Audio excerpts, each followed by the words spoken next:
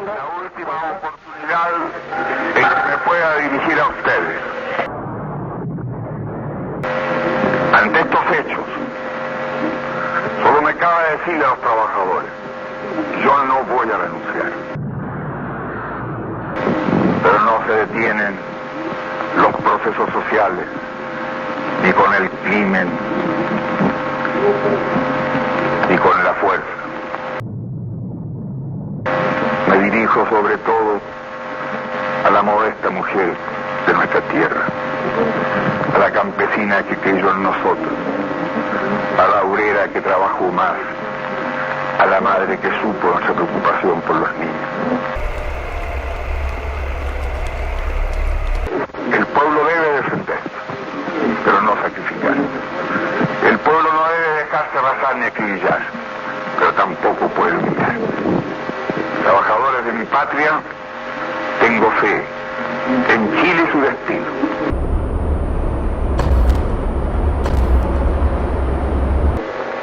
Tengo la certeza de que por lo menos será una lección moral que castigará la felonía, la cobardía y la traición.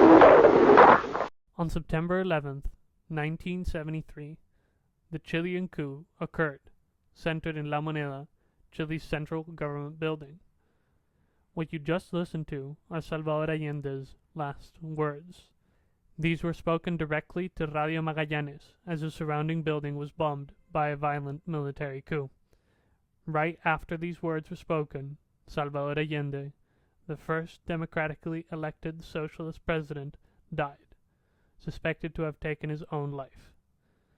Half of his iconic glasses are now one of the only pieces to remember him by. Okay. Hi, I'm George Westcott. Allende has always been a fascination of mine, ever since I started with my IB history course. It became a complete and utter fixation when I got to university and had to begin thinking critically of my own history. I think in the circles in which I grew up in, it was sort of badly seen to talk about Allende, the invoking of a dead socialist. Even during my early history classes in Chile, I can't say that I felt connected to it. I can't say that I felt connected to Allende in any way. Maybe it was the fact that I came from this strange Dutch family and I felt more Dutch than I felt Chilean, but I never really felt connected to it. Only when I really started delving deep into the history as a teenager, I began connecting to it. Regardless of what you believe, a lot has been said about Allende. It is the go-to point in leftist content creators whenever they want to make a point about how the US invades other countries. By the current day Chilean right, it's used as an example of what happens when we choose a left-leaning president, like what happened with Boric only a couple years ago. But I think that sometimes we use him as this anti-American symbol without really delving deep into what makes this man so fascinating, what makes him so special, and why he means so much to me. This still bugs me. A lot of Chileans, they don't want to touch the cultural legacy that this man has left behind. People outside of Chile don't even know how to approach it. Maybe it's a language barrier thing, but I don't believe it should. To me, Allende doesn't just represent this history, but something deeper. And to do that, I need to delve into his history.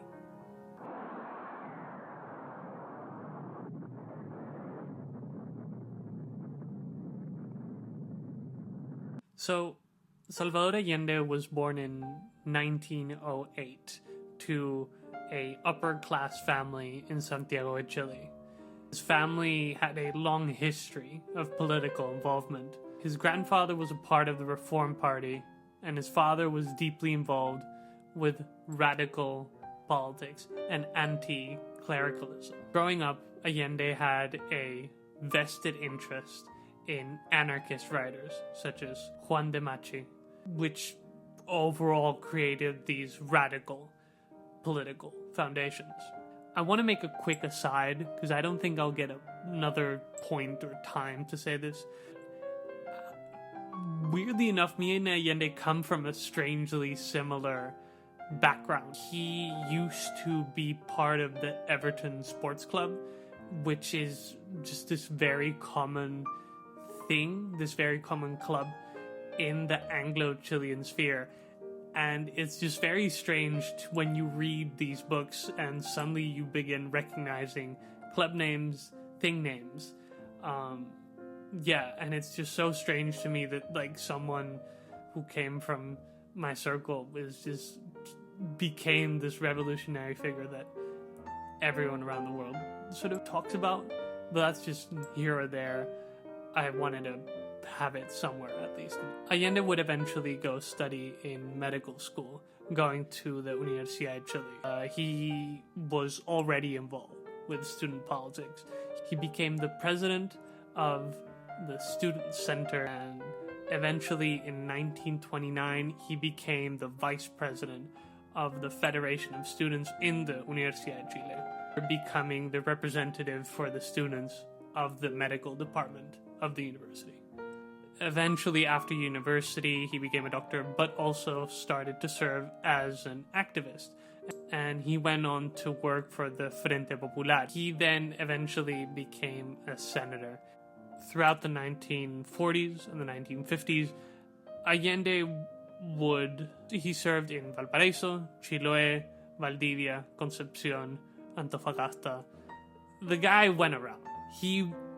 Even before becoming president, this is all to say that Allende had a long and storied political career that would even make most career politicians blush.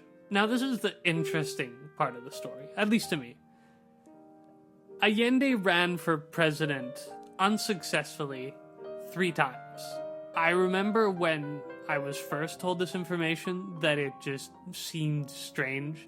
It seemed like this weird thing about maybe he had the idea. But no, the guy actually tried to run seriously 3 times. Not thought about and, tried to become president 3 times, but seriously ran and came close to it. Close. Most people that talk about Allende seem to describe him as this mythical figure, this sort of socialist Jesus that came out of the Rio Mapocho suddenly and turned the country to socialism and then died, was crucified on a Chilean cross for the Chilean sins, and then now everyone talks about him. But that wasn't the case. The guy ran for president 3 times, unsuccessfully. In 1952, he was expelled for a time out of his party because at that moment in time, the communists were outlawed and he had demonstrated support. So, because of his support, he was kicked out. In 1958, he ran against Jorge Alessandri, to which he lost. And then in 1964, he attempted to run again and lost to the Social Democrat Eduardo Frei. It got so bad to the point that people started joking that when Allende would eventually die, his epitaph would read, "Here lies the future president of Chile." The guy was going through it. And regardless of anything, this was a weird foreshadowing. You'll see this come up a strange amount of times throughout this entire story. So, let me set the stage. It's 1970. This was the peak of the Cold War. And Chile was coming down from the Frei government. Nixon was in power in the United States, and Kissinger was his assistant in national security affairs. Allende ran against 2 opponents, Radomiro Tomic, who ran with the Christian Democrats, and returning Jorge Alessandri, who had now parted ways with the Christian Democrats. Alessandri had become president with the Christian Democrats. I need to clear that up. So this was a divide in the right. There was a unified left at that point, which Allende was running with, but the right was relatively separated. There was this great divide between Tomic and Alessandri. It was common knowledge that there was a divide between the right. It was said that the center was tending to be split between these two, giving a good possibility for Allende to win this presidential run. Being common knowledge, this was also known by the US government. They had been paying a very special eye to Chile after Frei had run a series of agrarian reforms which had negatively impacted American economic interests in the area. And America was not buying it, especially during the heights of the Cold War. They feared that Allende, being in this coalition of left-leaning parties, would not fare too well, especially when he was promising to continue running with agrarian reforms. Allende was running with the Unidad Popular, or the Popular Unity, which was a collection of socialists, communists, leftists, and dissidents from the Christian Democrats. The US could not let Allende win. The CIA was heavily involved in Chile. That's a well-known fact. The CIA had funded Frei's presidential campaign. However, this time it would be different. This time around, the CIA had decided to run propaganda against Allende. They could not let Allende win. They would fund what they would call a spoiling operation. They poured hundreds of thousands of dollars into anti-Allende propaganda. They funded posters and pamphlets, all to smear the reputation of Allende. The CIA wanted to link Allende to being anti-democratic. They wanted to label Allende's image as this anti-democratic despot and link him closer to the USSR in any way possible. It's strange to talk about, but regardless of this, Allende had been in talks with the KGB. The KGB had partially funded his presidential campaign at the time. Since the US had refused to donate or help in any way at the time, Allende sought out the USSR and the KGB, hopefully, to fund his political campaign. Now, Chile was divided into three. Three equal parts running for president. One of these men would win. Energies were hot, and a lot of eyes were on this election. Okay. After the votes were counted, these were the results. Tomic came out with a 28.11%. Alessandri with a 35.27%. And Allende with a 36.61%. He had done it. Allende had won the 1970 presidential race. Allende was officially the president of Chile. His appointment wasn't smooth, however, especially since no one had won the popular vote. Congress had to decide on who would win. As they had done before with Alessandri, they picked out who won the most votes, making Allende the winner. On the day of his inauguration, Allende opened Palacio La Moneda to the people. He had opened up this presidential palace, the space that was only allowed for the most politically involved of the Chileans, to the general populace. He was hoping to fight against the US image that had been instilled from these months and months of US anti-Allende propaganda as an anti-democratic despot, and label himself as un presidente compatriota, president of the people. The US did not take this well. They really did not take this well. According to The Guardian, the news infuriated Nixon. Nixon was... he was really annoyed. He was upset. Nixon went and met with Agustin Edwards, the president and owner of the conservative newspaper El Mercurio.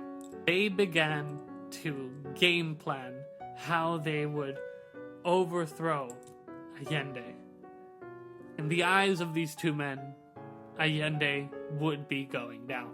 In one of the declassified documents that came out years after these series of events, in a meeting between Henry Kissinger and a man called John Mitchell, they referred to the goal of what they wanted to achieve was to make the economy scream. Make the economy scream. This would serve as, again, an ominous foreshadowing of things to come. Regardless of this, meanwhile this is all going on, Allende was president. And what he attempted to achieve in his presidency was what he called the Chilean road to socialism, or la vía chilena al socialismo. Okay, so what is la vía chilena al socialismo? Basically, it's a plan focused on nationalization. Allende would be following the agrarian reforms that had been implemented by the previous government, so just continue taking land and territory and giving it back to the Chilean people away from the large latifundistas, landowners. What he would also be doing would be nationalized, so essentially take companies into the government's hands that would be large sectors of the Chilean economy. Stuff that is still nationalized, by the way. The copper industry was one of these big parts. What differentiates Allende's Chilean road to socialism specifically, aside from all of this, is that he had democracy in mind. When he proposed his Chilean road to socialism, he pointed to that there was a left-wing majority and that he had popular support with Christian Democrats and a large majority of Congress at the time, meaning that his reforms would be democratic and that he wanted to have democracy in mind. This is what Allende meant with a Chilean road to socialism. The Popular Unity Movement represented the first attempt anywhere to build a genuinely democratic transition to socialism, a socialism that, owing to its origins, might be guided not by authoritarian bureaucracy, but by democratic self-rule. So, before I can really delve into exactly what Allende did in his government, I want to separate this into a couple parts. For a while, it seems that Allende kept off nationalization. This was done mostly to reassure international capitalists, Chilean capitalists, that Allende had their best interests in mind. After a couple months, Allende did go on to nationalize large parts of these industries. As I said before, the main one that is normally brought up, because it's still relevant, or so relevant to the Chilean economy today, is the copper industry. In terms of welfare and education, Allende was historically one of the big pushers for education reform. One of the most noteworthy things that Allende gave was the right of children to milk and food in school, things that children still benefit till this day.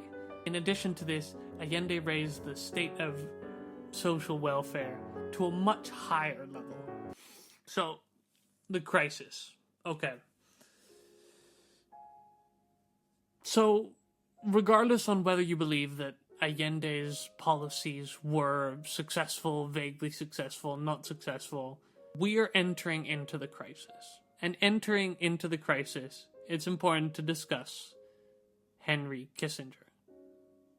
Henry Kissinger was hellbent, as I previously stated, in bringing Chile and Allende down. After the nationalization of the Chilean copper industry, the US set a full economic embargo. Allende had attempted to keep relationships with the US amicable. Allende was even known, he had gone to the US, he had gone to New York to keep a positive and healthy relationship with the US, knowing that they are necessary partners in the global economy. Having no foreign aid in any way to an economy that was already struggling in certain ways, Allende had to do something. And in the middle of the Cold War, there's very few options for who you can call. The embargo had cut off the US, any US ally, so that remains any US aligned Latin American country, Europe, essentially a large portion of the world. So Allende went on to request aid from the Soviet Union. This was the perfect justification for the US to start a full campaign against Chile. Allende, in this connection, had put Chile in the crosshairs of America in the middle of the Cold War. So the US had commenced their campaign in Chile. So one of the first things that they did was fund trucker strikes. In a sense, they wanted to completely destabilize one of the fundamental elements in the Chilean economy: the truckers, movement, transport. This was a baseline in the Chilean economy. While they striked, they had completely destabilized the transport of food, creating what is known as a bread shortage. Even still, you can find images of long lines at bakeries and at grocery stores of Chileans looking for bread. The bread lines are one of the most notorious images to come out of the Allende government. These are direct consequences of the trucker strikes that were directly funded by the US. However, at that time, it was not known that the US was funding these strikes. Allende took the full blame of these strikes and the ensuing bread crisis. Meanwhile, this is all going, the Mercurio was doing a anti-Allende campaign, essentially. As I mentioned before, the Mercurio was already in cahoots with the CIA and Henry Kissinger in order to create this negative image around Allende through the printed press. This had shifted the popular opinion of Chileans against Allende, since the Mercurio was one of, if not the most popular newspaper at that time. With all this said, Allende was facing a full economic crisis. While they had nationalized all these industries in Chile, the truckers were the lifeblood. And without the lifeblood of the country, the industries, regardless on whether they were nationalized or not, were collapsing into themselves. Allende was beginning to feel his economy scream.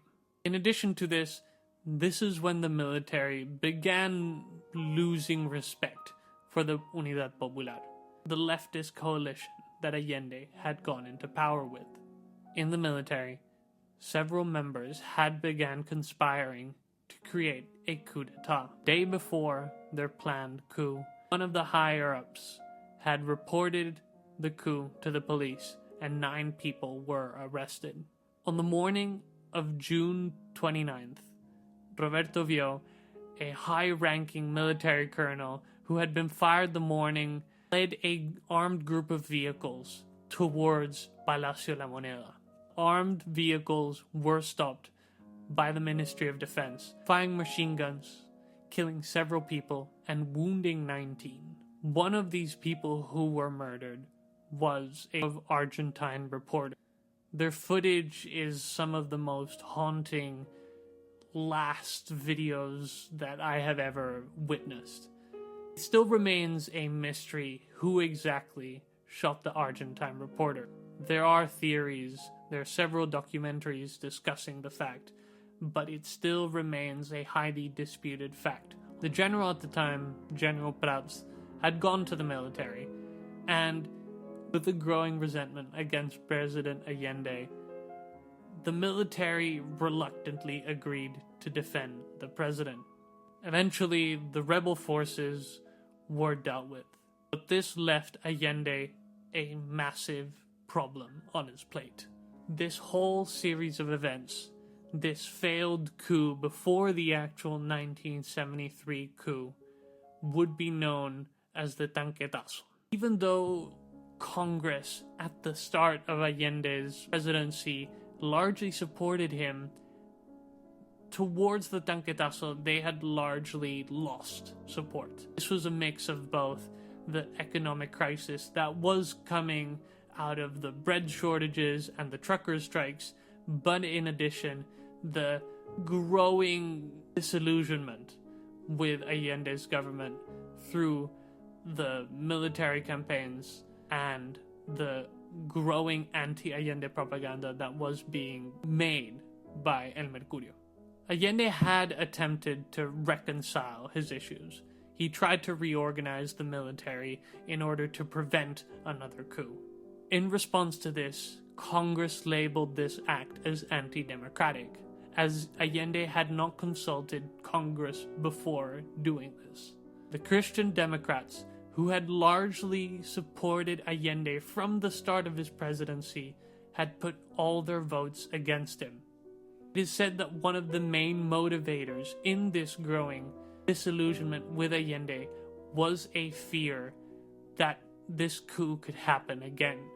If they kept Allende in power, it could mean a second larger Tanquetazo. In an attempt to reorganize the military, General Prats, the general of the military at that point, resigned. This was a combination of both the Tanquetazo and an incident that he had where he shot a woman in the middle of the street. This is a story that could be its own video, but to make it short, General Prats did shoot a woman in the street in Santiago, which had large amounts of protest against him. As General Prats stood down from his position as general in the military, in his stead, a general from Valparaiso arrived. His name was Agusto Pinochet. Okay. Alright. This is now where stuff gets serious and we start rolling down heavier and heavier. Allende's control over Chile had slowly began to corrode.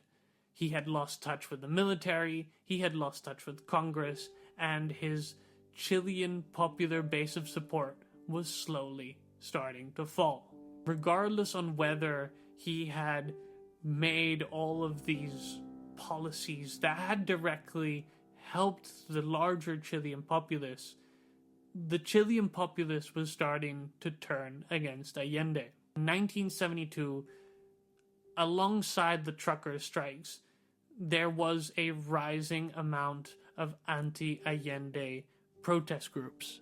As I mentioned before, at that time, Allende had gone to New York in order to reconcile with Richard Nixon. He had been in New York in order to talk to Richard Nixon. Nothing came of this. Nixon had refused to talk to Salvador Allende. So throughout the entire time that this was going on, the military had begun plotting. It was known that there was a growing dissatisfaction with Allende within the military. As I mentioned before, there was the Tanquetazo, but even after the Tanquetazo and large portions of the military was reorganized, the change of leadership had created even more dissatisfaction. Under Agusto Pinochet, the military was reforming in order to take over the government. This was their second Tanquetazo. On the morning of September 11th, 1973, Pinochet sent the Navy off to Valparaiso. This was known as the first move to mark the 1973 coup d'etat. Valparaiso was a strategic strongpoint. It was a large point where imports were coming in. TV and radio were also centered in Valparaiso, and this meant that Navy and the military taking control over Valparaiso would have a stronghold over Chile at large. At the same time, Allende and his current defense minister had gotten in contact with both the PDI, the police, and the Carabineros, the police force, in order to protect La Moneda. They could not reach the military. It is said that Allende, even to his last moment, believed that Pinochet could not betray him. He is normally quoted as saying, "They must have captured the general. They must have captured Pinochet." He did not believe that Pinochet could lead a coup against him. By 8:30, Pinochet had declared themselves the new government, and with it, a state of emergency. The rest of the military, dispersed across the country, had begun taking control. The main force of defense of the standing government was centered in Santiago, around La Moneda, the presidential building. They had a standoff in Santiago. They claimed that Allende had been deposed, citing the previous issues with the Senate as pure justification. In 9:10, Allende called into Radio Magallanes. This was the audio that you first heard. These are the last recorded moments of Allende. Allende was able to give his final words. These were words of hope. This was while Santiago echoed with the booms of jets and the sound of bombs dropping on La Moneda. The assault lasted hours. Allende had armed himself with an assault rifle that was a present from Fidel Castro. Regardless, his sparse defending force was no match towards the full brunt of the military. Now, there is conflicting stories to the rest of this. Since there is no exact account, what we can tell is normally out of the stories of people who were there. There is contradicting evidence, but this is what I have come up with in my research. There are two things that we know for certain happened. At 1 p.m., he asked the force in La Moneda to surrender. As he thanked the soldiers that had laid their lives in order to defend the president, Allende walked up into his office. He closed the door. It is then almost certain that Allende used the rifle, same rifle that was a present from Fidel Castro, to take his own life. Allende was 65 at that time. This is not the ending of the story, as some will like to tell you. The history of Chile is not just centered on the life of Allende. As it is commonly known, Pinochet went on to become the dictator of Chile. Months following the coup were some of the most violent months known in Latin American history. Pinochet rounded up thousands of intellectuals, socialists, revolutionaries, and activists. He rounded them up in the Estadio Nacional in Santiago. This was followed by military campaigns all over the country. Here, one of the most iconic Chilean poets, and possibly my favorite Chilean poet, was murdered in cold blood by the insurgent military force. Victor Jara was murdered by the Chilean government. This was then followed by continued military campaigns all over the country. In the following 3 years, 130,000 arrests were made. It is still unknown exactly how many were tortured. It is theorized to be at least 30,000 people. This doesn't account for how many Chileans were exiled. This would account for 200,000. The Pinochet government went on to undo and remove large parts of the Allende reforms. He set back large parts of the land reforms, returning the land to their previous landowners, latifundistas, and went to denationalize and privatize portions of the economy that had been nationalized by Allende. In addition to this, Pinochet went on to destroy mass amounts of documents from Allende's era. There are still things that we are not certain about. There are projects such as Project Cybersyn, a radical and cutting-edge project that would have been the internet before the internet was stopped by Pinochet.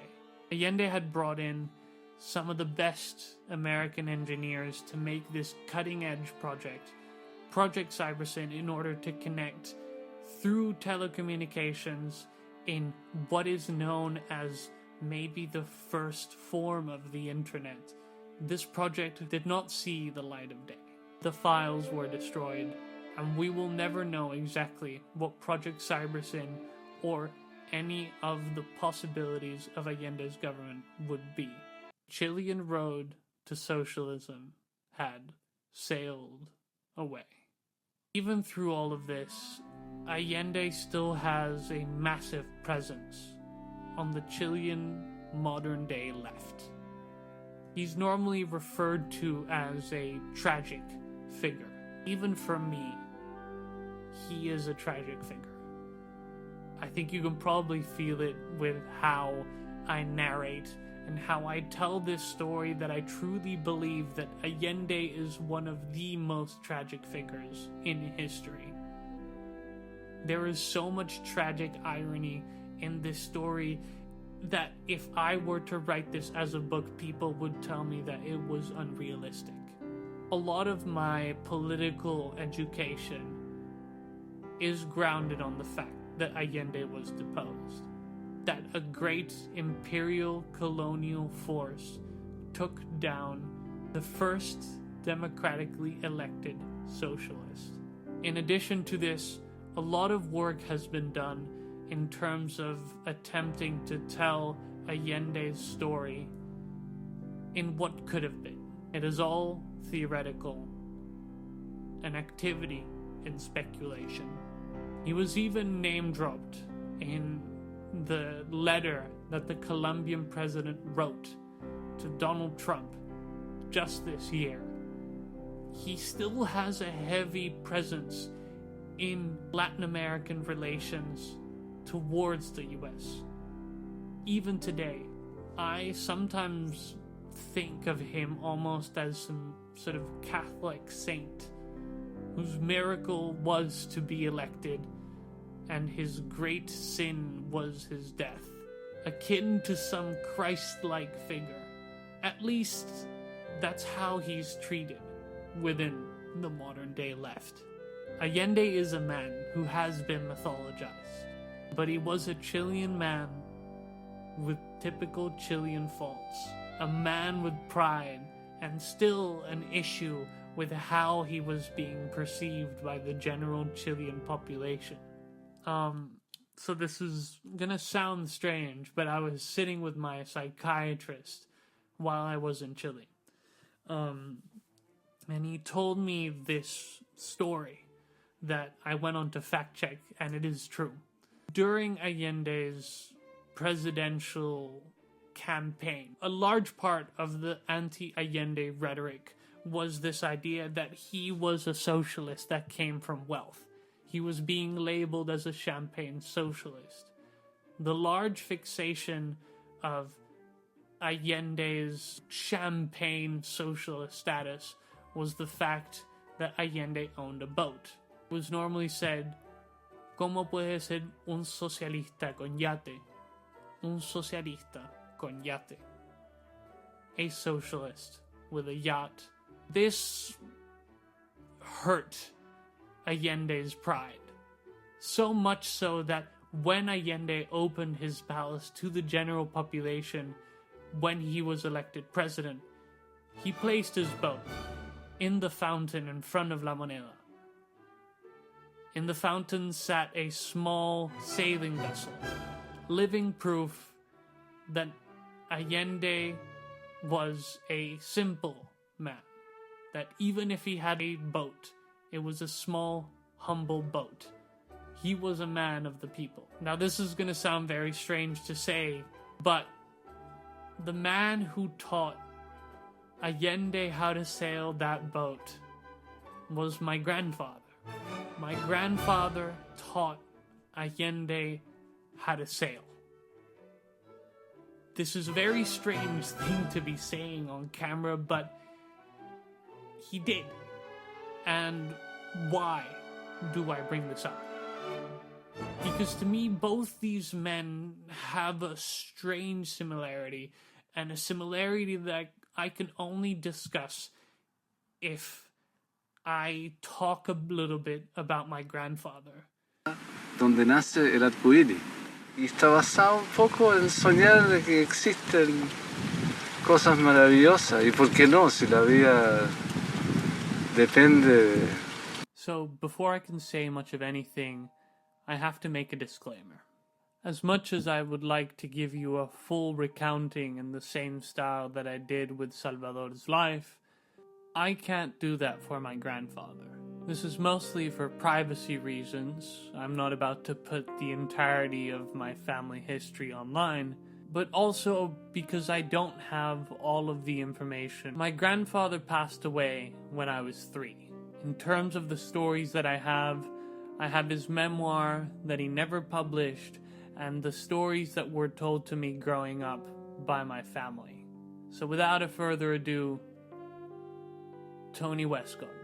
My grandfather was born on the 8th of July in 1932 to an English father, Frank Westcott, and a Scottish mother, Molly Mackay. He was born in Chile and grew up there. In Santiago, he attended a British all-boys rugby school. This would be the same school that I would later end up attending as well. My grandfather was a rugby player and a relatively popular kid by any metric. Eventually, after school, my grandfather moved to England. He studied at Cambridge. He wrote in his memoir that he loved his time in England, and while he was there, he valued the dual element of his identity. He was born and raised in Chile by an English father and a Scottish mother, and now was living in England. He valued his dual identity so much that he became a prominent member of the Cambridge Latin American Society. During his time in university, my grandfather was a part of the Cambridge Footlights, a Cambridge-based theater troupe. He says that he was asked to compose music and even performed in the 1955 show. If you look it up, you can still find his credits underneath the 1955 performance. He says that his time with the Footlights was maybe one of the best times of his life. My grandfather was always surrounded by friends. His memoir and my family give the impression that Tony was an incredibly charismatic person. He lived through all sorts of adventures and met all sorts of people and saw all sorts of places. Eventually, he met my grandmother. They got married in Holland at an Anglican church. After a while, when they had both moved to Chile, my grandfather and my grandmother had my aunt, then followed by my father. They were both born in Chile.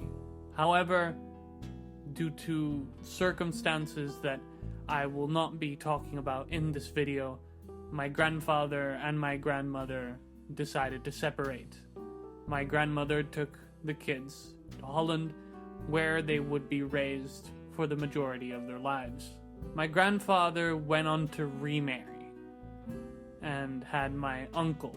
He would get separated again.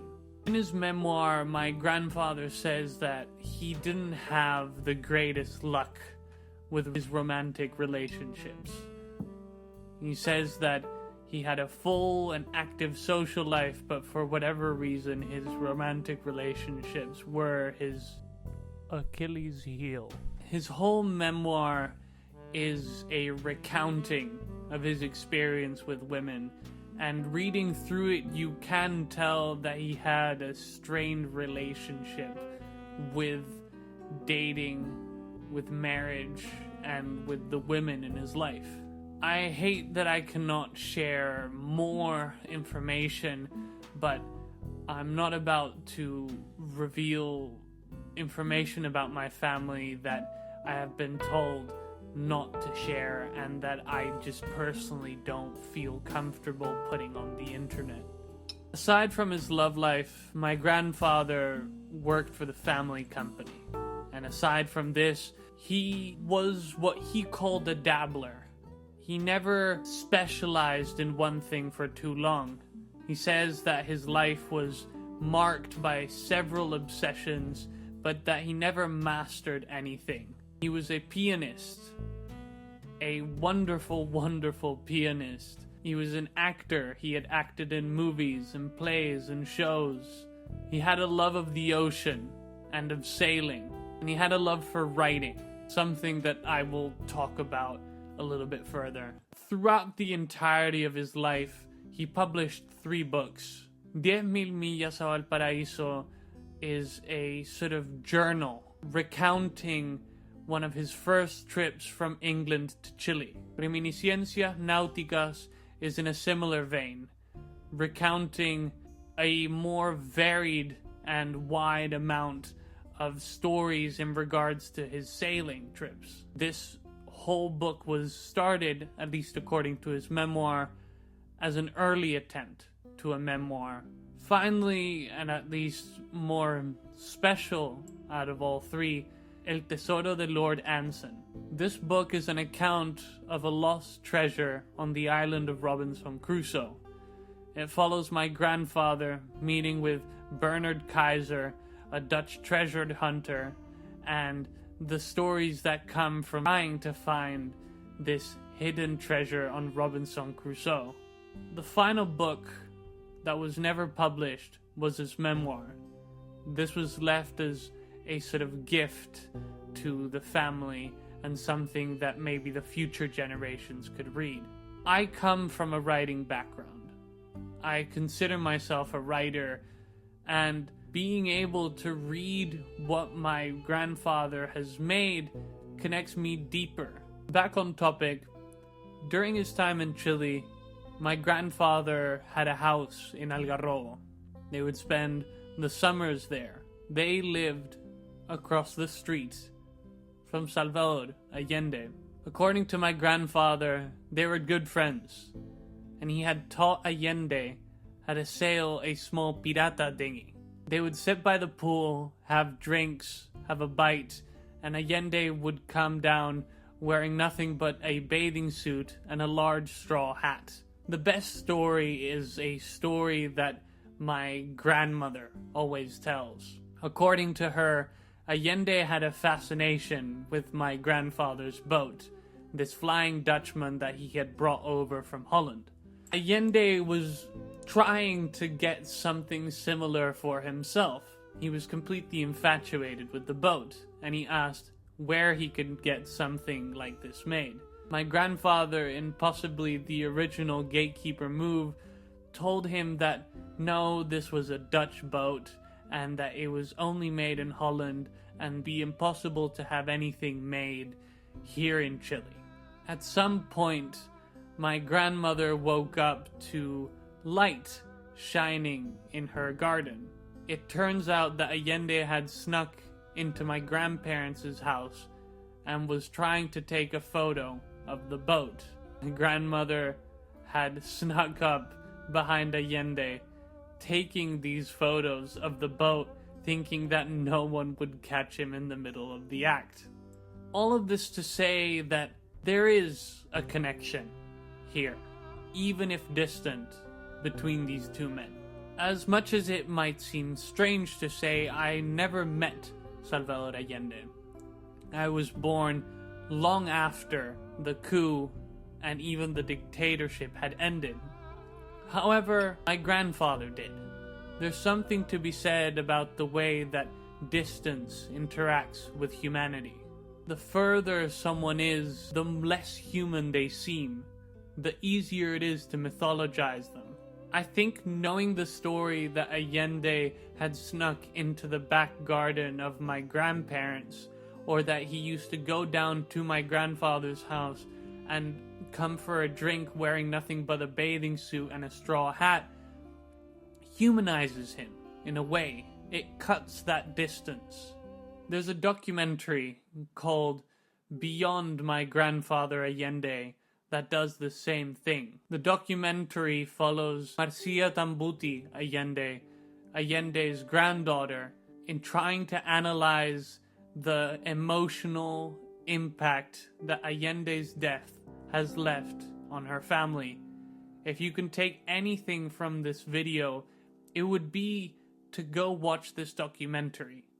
It's great, and it humanizes him in a way more personal that I could ever do justice. In the words of my grandfather, Allende has become a sort of mythical figure of the latter-day left wing, and yet he was a human being with typical Chilean faults, who had an obsession with being president. He ran 3 times. And I used to see him often on the summers in Algarrobo. El Chincho, as they would call him, would calm down for a drink with us wearing a bathing suit and a large straw hat. Point is, this was a living man. But so was my grandfather. I used to mythologize, and I think I still mythologize, my grandfather. I never really met the guy. My grandfather passed away when I was 3. Not conscious enough to be aware of the fact that I had a grandfather at all. However, he always had a presence in my life. We had gone to the same school, and I was also artistically inclined to write and to act. Even if I didn't know it at that time, I had a strange connection to my grandfather. I don't think I had the most pleasant experience in school. Privileged, definitely, but I still think I struggled heavily growing up. I think everyone, to a certain extent, feels similar in some way, but I think truly that the context and the school that I was in was possibly one of the worst matches for me. It might seem stereotypical, but I was a misfit. A kid who was too soft for a rugby-centered school, with a long history of cousins that had been incredible rugby players. I had no idea why I was like this. Artsy, sentimental, and soft. My dad and my mom were popular, all things considered, and the rest of my relatives hadn't really grown up with the struggles that I was so deeply exhibiting, even though a large majority had gone to the same school. It was one of those mysteries that haunted large parts of my childhood. It was only when I started playing piano and taking singing lessons that it finally clicked. I remember my mother and my grandmother telling me after I had done a show that I reminded them of Tony. It was like a click in my brain. I was closer to Tony than anyone else. I had developed a kinship with my long dead grandfather. I think I'm quite blessed to know that I am quite similar to my grandfather. I'm quite blessed to feel this kinship, that people see the spark of Tony in me, that something resonates in the same way that it resonated for Tony. I see a lot of people questioning why they turned out like this.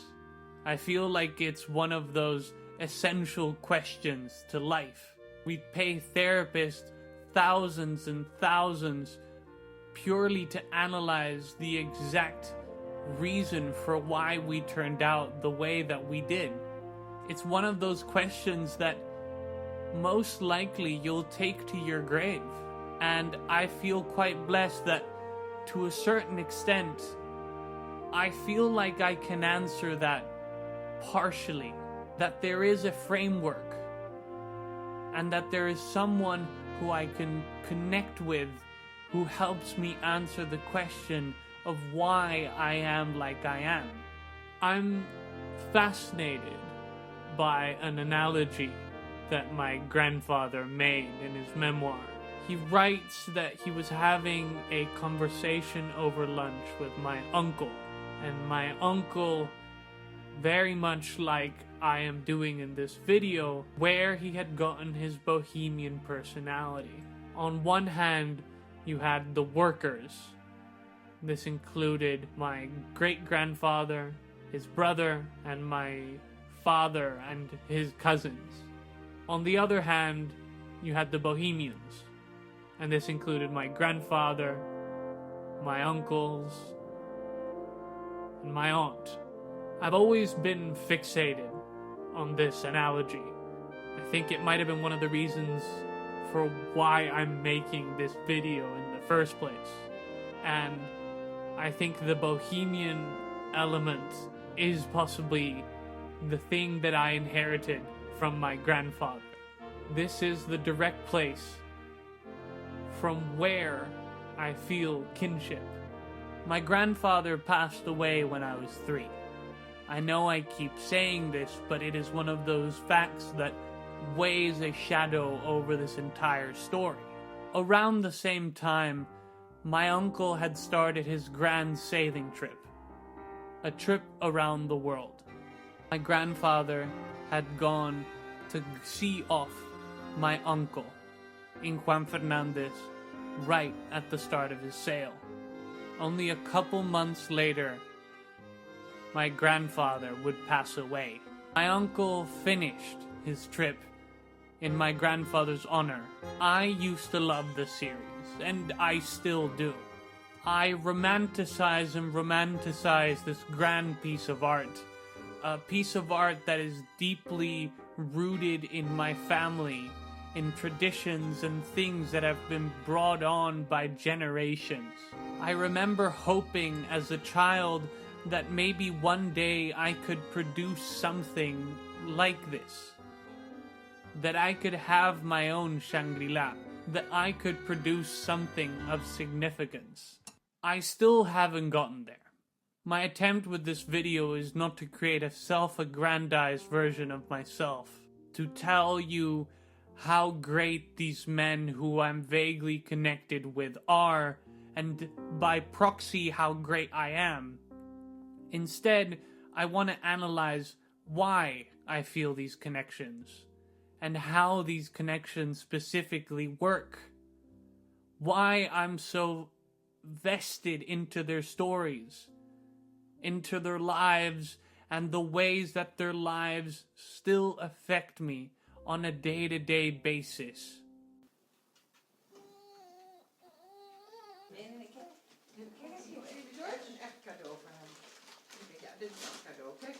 So, why do I talk about these two men that crossed paths at some point?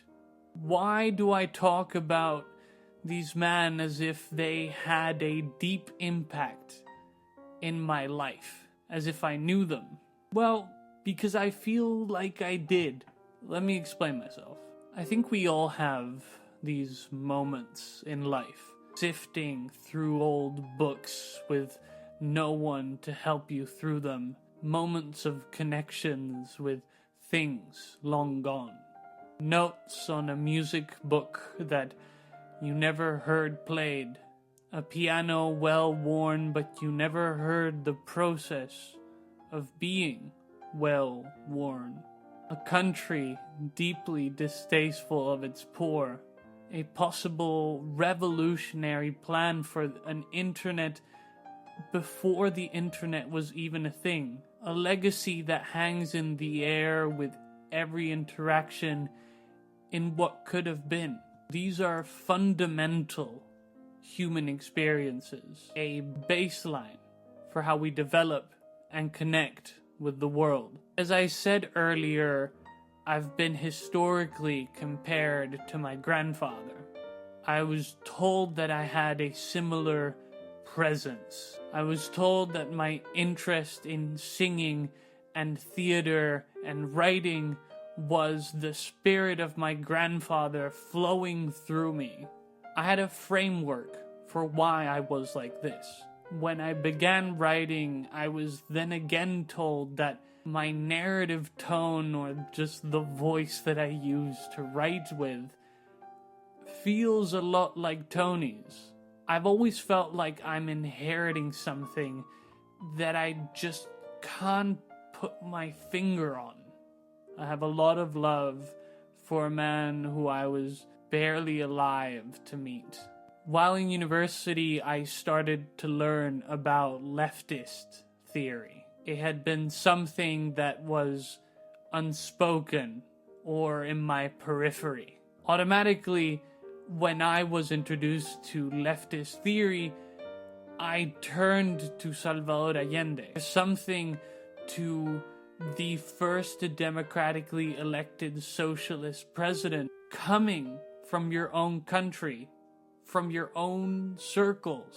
I felt like the fact that something like this existed makes me feel like maybe there was space for people like me in history, or that there was something that I could personally connect with.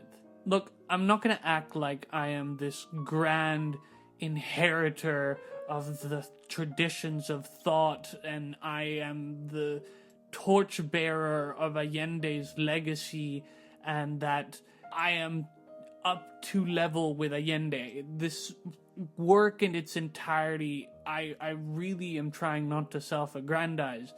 What I mean to say is that Allende is a fundamental character in how I understand the world, how I connect with it, how I understand my own socio-political context. I connect with him because we came out of similar backgrounds and hold similar values. And I connect to his unfinished dream of Chile.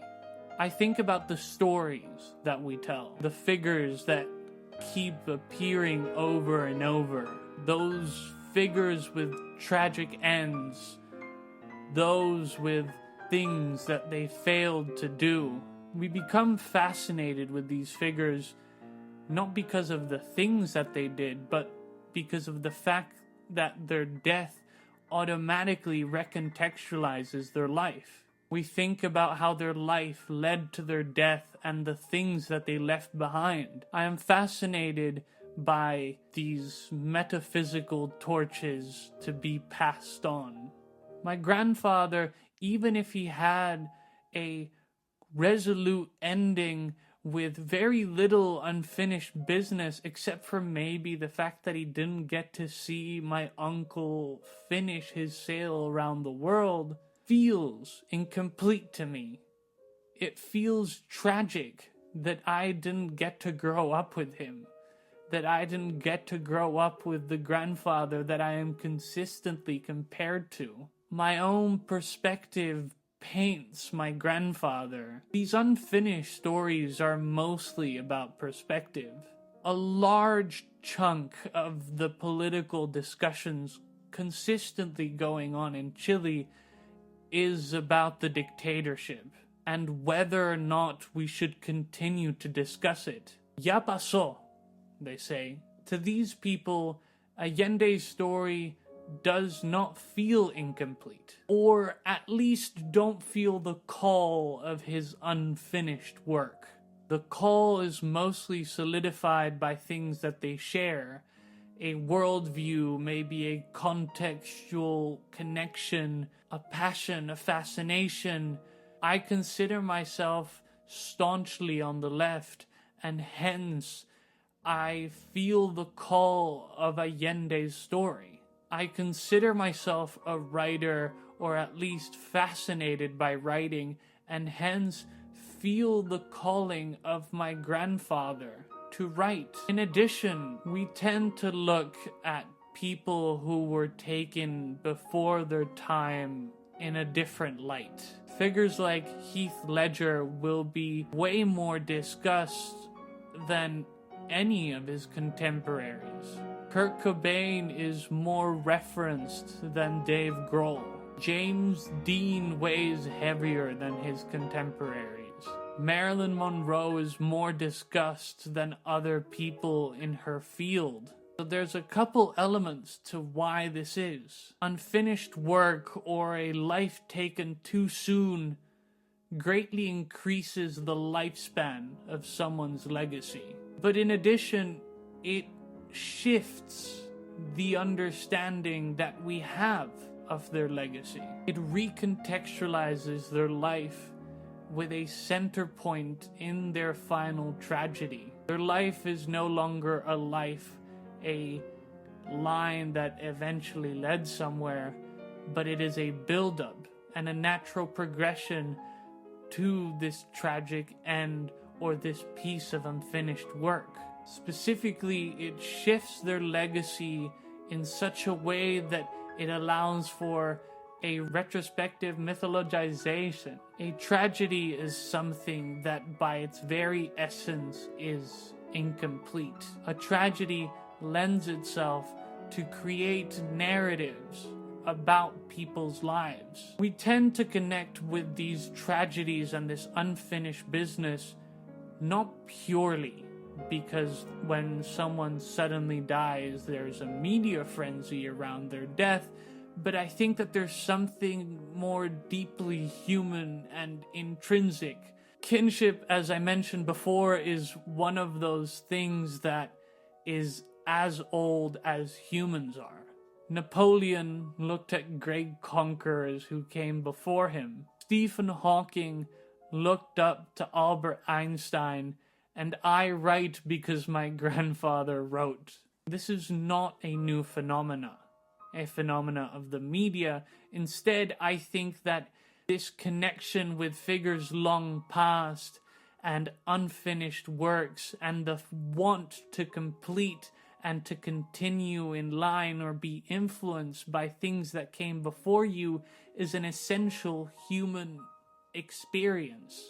However, as of recently, I believe that we tend to look down upon people who call to the fact that they were inspired or are continuing down someone's legacy. We call it derivative, an insult. Instead, I think that this is an essential element in making, of artistic expression. A parsing of our context and our influences is one of the most essential elements to our process in making.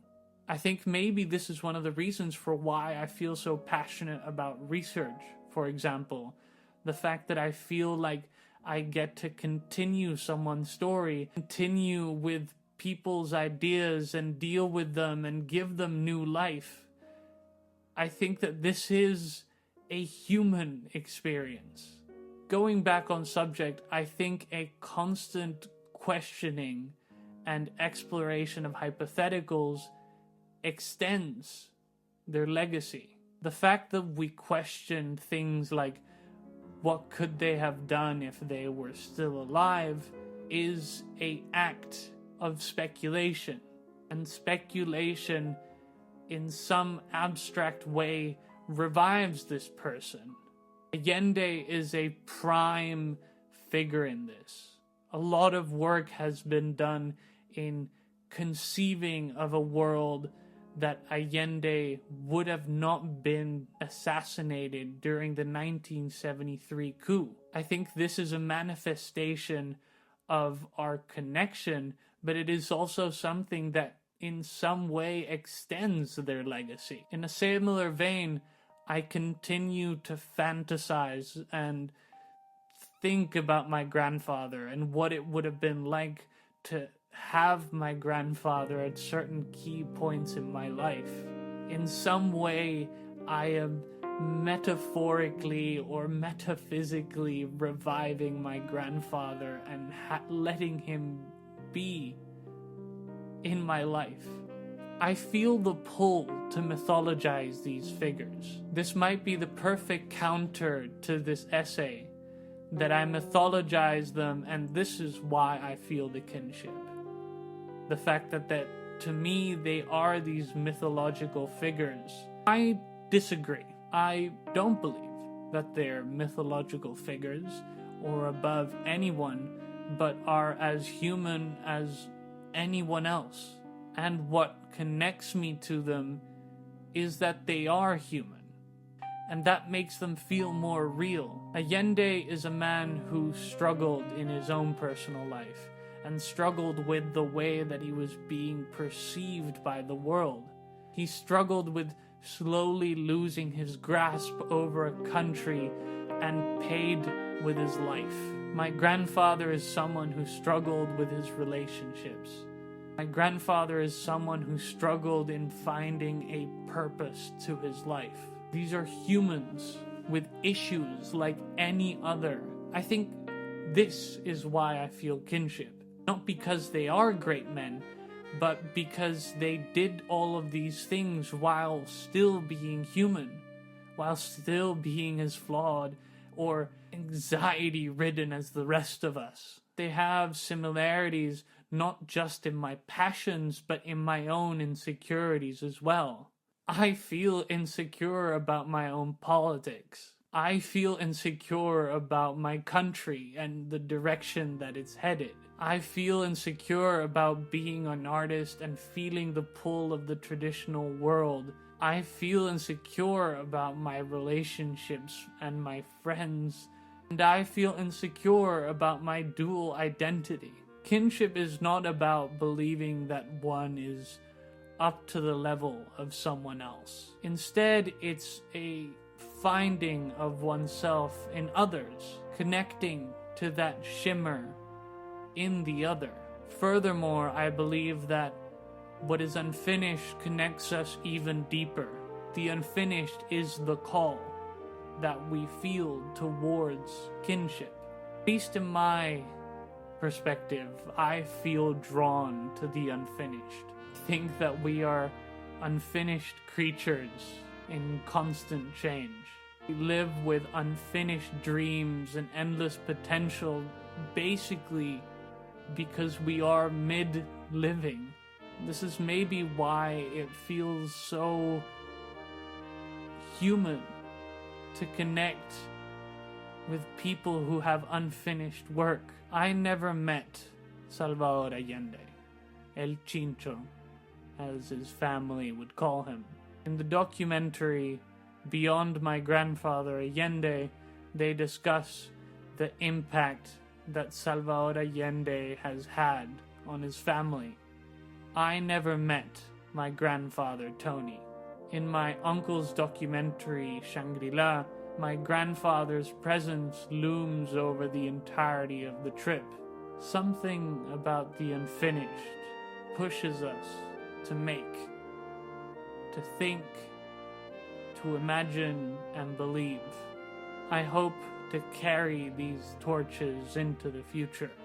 I never met Salvador Allende, and I never met Tony Westcott.